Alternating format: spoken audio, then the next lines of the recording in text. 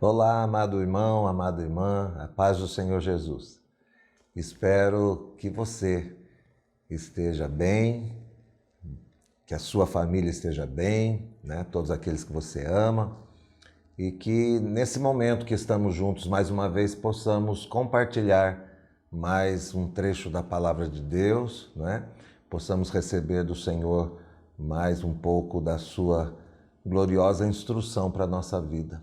O salmista disse: lâmpada para os meus pés é a tua palavra e luz para o meu caminho.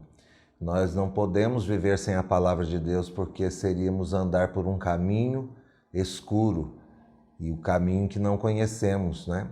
Nas nossas casas, às vezes, nós até andamos no escuro, né? De um cômodo para o outro, dentro do nosso quarto, porque sabemos exatamente onde está a porta, onde estão os móveis colocados, mas na nossa vida não é bem assim, porque o caminho da vida, ele nos traz ainda muitas surpresas. Nós não enxergamos nada além de nós, apenas pela luz da palavra de Deus. Então que o Senhor Deus possa falar conosco, mais uma vez pela sua palavra, que você abra o seu coração, esteja disposto, disposta a receber de Deus aquilo que Ele tem para nós. Eu quero te convidar nesse momento para orarmos mais uma vez ao Senhor, na certeza de que a oração move o céu, né? Ore confiando, crendo, apresentando ao Senhor a sua gratidão, o seu louvor, mas também a sua súplica por você, pela sua família, pelas autoridades, pela igreja do Senhor, né? Por essa crise que estamos enfrentando, esta pandemia, para que logo possamos sair dela em nome de Jesus. Vamos orar. Pai Celestial, nós estamos diante do Senhor no precioso e santo nome de Jesus, nos achegamos diante do Teu trono de glória. Cremos, ó Deus, que o Senhor é o Todo-Poderoso, que o Senhor é aquele que tem o controle de todas as coisas. Por isso nós buscamos do Senhor a graça, a misericórdia, o perdão, a ação que não podemos fazer. Esperamos que o Senhor faça por nós e em nós. Pai, colocamos nas Tuas mãos nossa súplica, nossa necessidade, da nossa nação, da nossa cidade, da nossa família, enfim, Senhor, nos colocamos diante do Senhor como filhos que precisam das mãos do Pai. Estende, pois, as Tuas mãos sobre cada um de nós que agora aqui estamos unidos através da nossa fé. Pai querido, também Te suplicamos que venha falar conosco pela Sua santa palavra, que a mesma seja luz para o caminho da nossa vida. Fica conosco, Senhor, é o que te rogamos em nome de Jesus, que vive e reina para sempre. Amém. Meu amado irmão, minha amada irmã, antes de nós meditarmos no texto bíblico de hoje, eu quero convidar você para ouvir e meditar neste louvor. Paz do Senhor, irmãos e irmãs, estamos aqui para louvar ao Senhor junto com vocês. Nós iremos cantar um hino que tem por título Tua Presença. Eu tenho certeza que a presença de Jesus está no teu lar. Eu tenho certeza que você pode sentir Ele a cada dia. Amém? Medite na letra deste hino.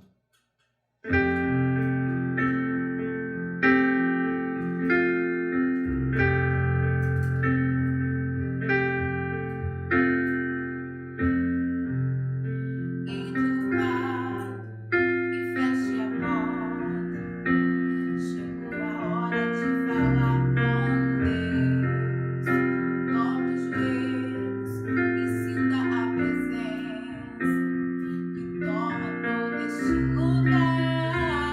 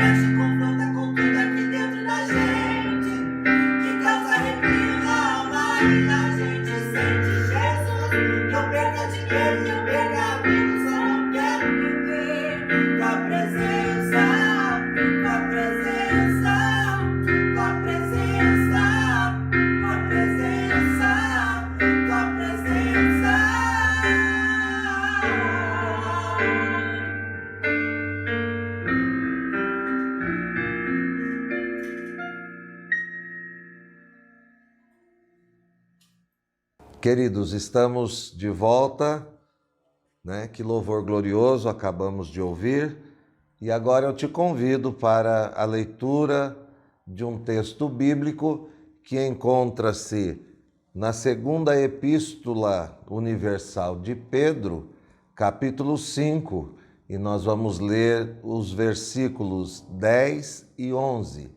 Repetindo, 2 Pedro 5, 10 e 11. Nos diz assim a bendita palavra de Deus. E o Deus de toda graça, que em Cristo Jesus vos chamou à sua eterna glória, depois de haverdes padecido um pouco, Ele mesmo vos aperfeiçoará, confirmará, fortificará e fortalecerá. A Ele seja a glória e o poderio para todos sempre. Amém. Amados irmãos, quando o apóstolo Pedro escreveu, inspirado pelo Espírito Santo, esta tão bonita palavra que acabamos de ler, os cristãos estavam passando um período de muita luta, né?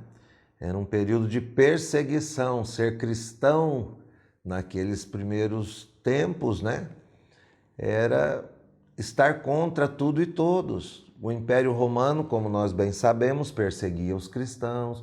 Muitos dos nossos irmãos foram lançados nas arenas para ser devorados pelos leões, outros foram cerrados ao meio, outros, né, serviram de poste de luz para iluminar a Roma à noite, né? Foram queimados, né? E, enfim, muito sofrimento, outros encarcerados, famílias inteiras foram dizimadas por conta da grande perseguição contra a Igreja do Senhor, contra o cristianismo. É neste cenário de perseguição, onde muitos cristãos estavam se dispersando de Jerusalém, né, de medo dessa perseguição toda, é neste cenário que Pedro, então inspirado pelo Espírito Santo, escreve esta palavra. E ele diz, e o Deus de toda graça, né? Por que o Deus de toda graça? Porque tudo que nós não podemos fazer, Deus pode. Todo favor, toda a necessidade, né, que eu tenho, que você tem, que alguém da sua casa tem, tudo aquilo que nós não temos força nem sabedoria para fazer, Deus o tem. Deus pode, Deus faz, né? Deus abre aquilo que eu não posso abrir, Deus faz surgir aquilo que não existe, né? Ele é, Ele tem, Ele pode, Ele é tudo, glória a Deus. Por isso Pedro diz, o Deus de toda graça, que em Cristo Jesus vos chamou à sua eterna glória. Meu irmão, minha irmã, você que está me ouvindo, você tem certeza da sua salvação? Você tem certeza que o Deus de toda graça já te chamou na pessoa de Jesus, né? Por que na pessoa de Jesus? Porque sem Jesus ninguém chega ao Pai. Jesus disse, eu sou o caminho, a verdade e a vida. Ele não disse, eu sou um dos caminhos. Ele disse, eu sou o caminho, o único caminho. E ninguém vem ao Pai senão por mim. Para chegar ao Pai nós precisamos de Jesus. E Pedro está dizendo, e o Deus de toda graça, que em Cristo Jesus vos chamou à sua eterna glória, né? Então, eu e você precisamos descansar nessa certeza. E se você não tem essa certeza, busque agora de Deus. Diga, Pai, eu aceito o Senhor, aceito a Jesus como meu Salvador, né? Eu reconheço que não há outro caminho a não ser Jesus. Eu reconheço que sou um pecador e preciso da sua misericórdia. Eu reconheço que por mim mesmo eu não posso chegar ao céu, mas eu confio no Senhor, que é o Deus de toda graça. Graça é favor não merecido, né? A graça de Deus não envelhece, a graça de Deus não perde o valor, a graça de Deus não sai de moda. A graça de Deus foi para ontem, é para hoje e será para amanhã. Glória a Deus por isso. E o Deus de toda graça, que em Cristo Jesus vos chamou à sua eterna glória, olha onde Pedro vai chegar, hein? Depois de haverdes padecido um pouco, Ora, parece que isso vem de encontro com, né, alguma mensagem que você tem ouvido nesses últimos tempos, que o cristão não sofre, o cristão não padece, né? O cristão não enfrenta pandemias, não é assim? Mas veja que está em contradição com a palavra. Os cristãos do primeiro século padeceram, e não foi pouco, né? Já citamos aqui. E aí Pedro está falando com aqueles cristãos que estão padecendo. Olha, o Deus de toda graça, que em Cristo vos chamou, né?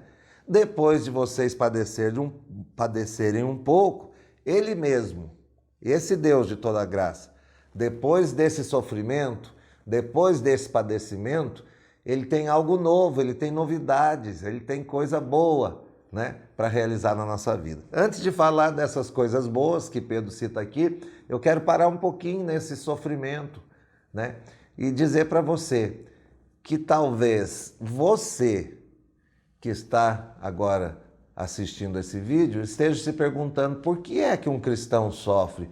Por que é que eu tenho que padecer? Por que é que eu tenho que ver pessoas amadas sofrerem, padecerem, né?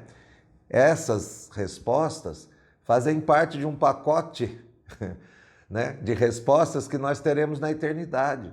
Eu não sei o porquê que, né, que você está passando pelo que você está passando, mas nós já meditamos, né, em outras ocasiões, e você já está consciente disso, de que todo sofrimento passou, né, a ser vivenciado pelo ser humano após a queda, após o pecado, né? Deus não planejou que eu e você vivêssemos sofrendo, mas por escolha, né, nossa mesmo, como humanos, os nossos primeiros pais escolheram desobedecer ao Senhor.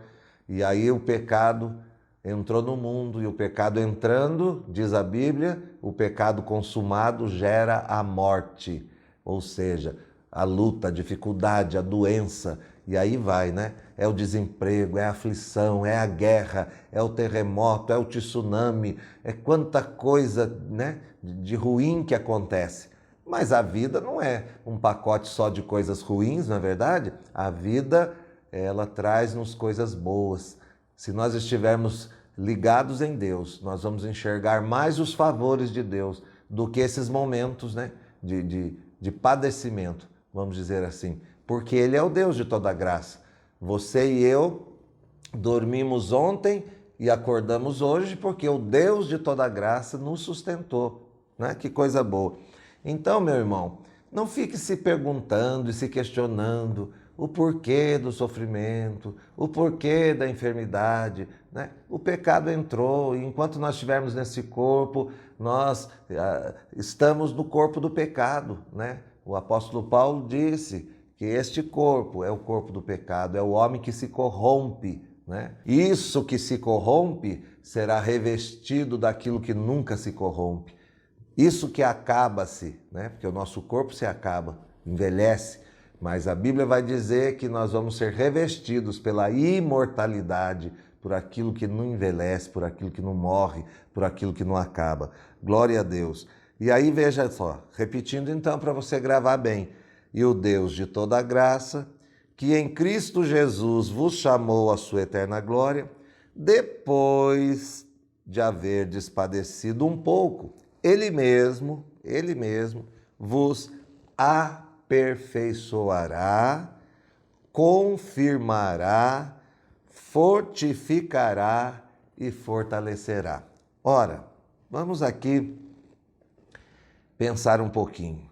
Depois que essa crise passar, eu e você temos que estar mais aperfeiçoados como pessoas e principalmente como cristãos. O Senhor está nos aperfeiçoando. Nós estamos nas mãos do Todo-Poderoso. É momento de reflexão, é momento que nós estamos confinados nos nossos lares e podemos pensar, né, na nossa vida, o que temos feito até aqui, o que podemos ainda fazer, né, os nossos relacionamentos com os nossos queridos, com os nossos vizinhos, né, com as pessoas do nosso trabalho, da nossa escola, com os irmãos na igreja e com o próprio Deus, né? Então, nenhum sofrimento acontece por acaso, né? Deus tem lições para nós nesses momentos de crise, de dificuldade. Pedro diz, vocês estão padecendo, mas é só por um pouco, né? Diz aqui, depois de haver padecido um pouco. Então eu tenho uma boa notícia para você. O sofrimento não é para sempre. O que é para sempre é a vida eterna com Deus. Quem aceitou Jesus como Salvador, quem está vivendo em Deus, tem essa certeza de que um dia nós vamos viver com Ele para sempre, onde não há mais dor, lágrima, sofrimento. Então diz aqui, Ele vos aperfeiçoará. Tenha esse momento como um momento de aperfeiçoamento.